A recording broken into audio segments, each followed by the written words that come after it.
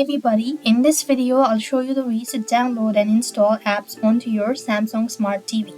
To download and install apps to your Samsung Smart TV, you could follow these steps.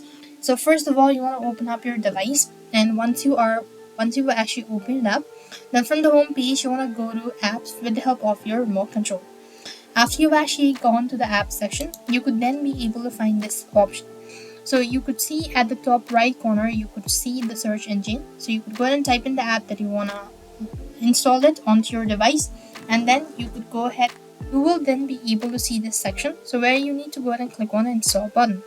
After you click on install, then you want to click on the open or add to home, and that way you'll have successfully installed it. So this way you'll be able to download and install app onto your Samsung Smart TV. I hope the video was helpful. Make sure to like, share and subscribe to our channel. Thank you for watching. See you in the next video.